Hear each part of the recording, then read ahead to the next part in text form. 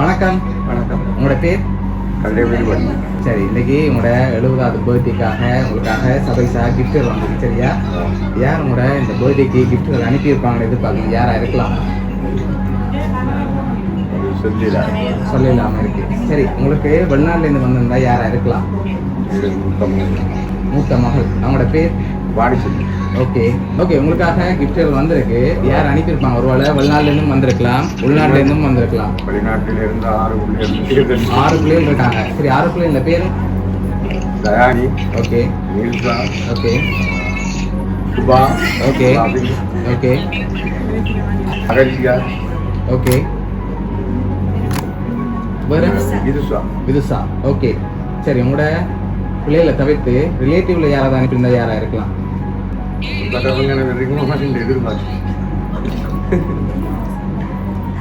சரி, உங்களுக்காக வந்த கிஃப்ட்டுகளை ஒன்று ஒன்றா பார்ப்போம். சரியா? சரி, உங்களுக்காக வந்த ஃபர்ஸ்ட் கிஃப்ட் இதுக்குள்ள ஒன்று வந்திருக்கு. என்ன இருக்கலாம்? ஓப்பன் பண்ணக்கூடாது, கெஸ் பண்ணுவோம். ஷர்ட் வந்திருக்கலாம். அப்படியா? ஓப்பன் பண்ணி பார்ப்போம். ஓப்பன் பண்ண பார்ப்போம். சரி, உங்களுக்காக ஷர்ட் அனுப்பியிருக்காங்க. சரி, உங்களுக்காக இன்னும் கிஃப்ட்கள் வந்திருக்குது. அடுத்தடுத்தது பார்ப்போம். சரியா? ஓகே.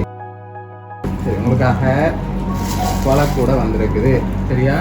சாப்பிட்டு நல்லா ஹெல்த்தியாக இருக்க சொல்லி வந்திருக்குது. ஓகே, அதையும் அப்படி வைப்போம். நீங்கள் சொன்ன பேருக்குலேருந்து ஒரு வேளை வந்திருக்கலாம், இல்லாட்டி பிள்ளைகளை தவிர்த்து வேறு யாரும் அனுப்பியிருக்கலாம். ஆனால் நீங்கள் இன்னும் அந்த பேர் சொல்ல இல்லை. யார் அனுப்பியிருக்காங்க? உங்களோட பேர பிள்ளைகள் ஒரு வேளை அனுப்பியிருந்தா யாராக இருக்கலாம்?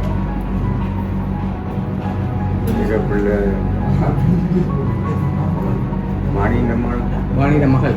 அவங்களோட பேர்? வைஷ்ணவி. ஓகே, அவங்க எங்கே இருக்காங்க?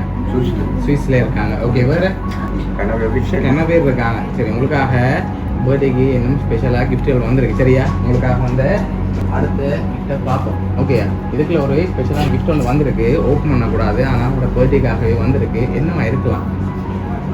கெஸ் பண்ணுங்க. சொல்ல தெரியல. சரி, தூக்கி வெயிட்டாக இருக்கா அப்படின்னு செக் பண்ணி பாருங்க. பார்ப்போம். ஓப்பன் பண்ணக்கூடாது. ஓகே, வெயிட் இல்லை. ஒரு புக்ஸ் வந்துருக்கு.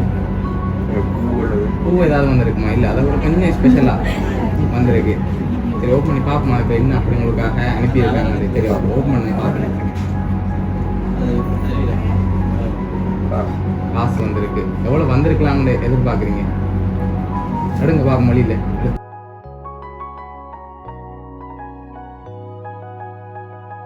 எவ்வளோ வந்திருக்கலாம்? இல்லை, எவ்வளோ வந்திருக்கும்? 1 லட்சம். இல்லை, அதோட கொஞ்சம் குறைவாக வந்திருக்கு. 50 கூடவாகவும் வந்திருக்கலாம். 75 வந்திருக்கலாம். ஒரு வேலை எவ்வளோவா இருக்கலாம்? 60.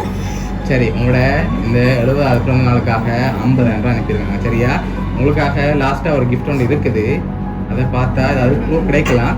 அதுக்கு முதல் யாரா இருக்கலாம்? பிள்ளையிலேருந்து ஒரு ஆளாக இருந்தால் யாரா இருக்கும்? பேர பிள்ளையிலேருந்து யாரை எதிர்பார்க்குறீங்கன்னு நீங்கள் சொல்லுங்க.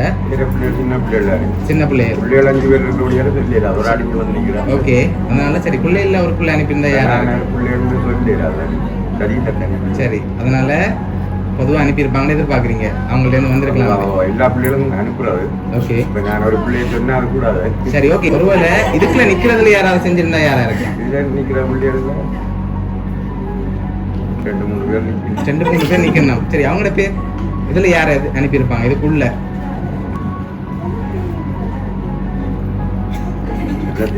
சொல்ல தெரியல. சரி, உங்களுக்காக வந்த லாஸ்ட் கிஃப்ட் டைம் அப்படியே பார்த்துருவோம். ஓகே ஓகே, இதை ஓப்பன் பண்ணுங்க பார்ப்போம்.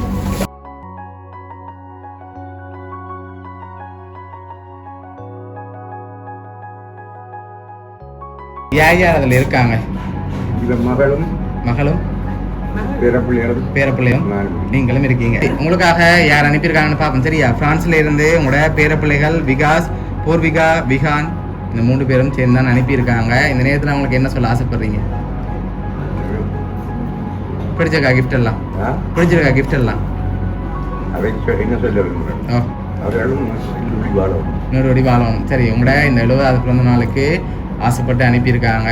உங்களோட பேரப்பிள்ளைகள் சார்பாகவும் மௌனியா சர்ப்ரைஸ் கிஃப்ட் சார்பாகவும் இனிய பிறந்த நாள் நல்வாழ்த்துக்கள். Okay, welcome. சரி.